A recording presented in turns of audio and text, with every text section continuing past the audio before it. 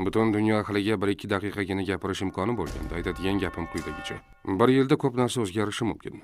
Xohlasangiz ham, xohlamasangiz ham 1 yildan so'ng hayotingiz hozirgidek bo'lmaydi. Buni hech qanaqasiga o'zgartira olmaysiz. Ammo hayotingiz qanday o'zgarishi o'zingizga bog'liq. Ko'rib turibsizki, hayotingizda 2 yo'l bor va har kuni ulardan birini tanlashga majbursiz. Birinchi yo'l o'z joyingizda qolish, ya'ni oson va xavfsiz variant. Ikkinchisi o'zgarish kiritish, bu esa noqulay yo'l. Bu videoni ko'rayotgan bo'lsangiz, ehtimol uzoq vaqtdan beri birinchi yo'lni tanlab kelgandirsiz. Afsus bilan aytishim kerakki, hech qanday shaxsiy rivojlanish kitobi, podkast yoki motivatsion so'zlar sizning o'rningizga ishlaringizni bajarib bermaydi. O'zgarishlarni amalga oshirish o'rniga tomoshabin bo'lib qolsangiz, faqat ahamiyatsiz va mayda narsalar o'zgaradi xolos. Narsalarning o'zgarishini ko'rish uchun avval ularga bo'lgan qarashingizni o'zgartirishingiz kerak. Maqsadlaringiz ustida ishlashdan oldin ularga bo'lgan munosabatingizni tubdan o'zgartirishingiz kerak. Bu tagida oddiy matematika haqiqat yotadi. Agar 1 yil davomida har kun atigi 1% yaxshilansangiz, oxir-oqibat boshlangan paytingizga nisbatan 37 baravar yaxshilanasiz. 37 baravar. Buning uchun kuniga atigi 1% yaxshilanish kifoya. Eng yaxshi tomoni shundaki,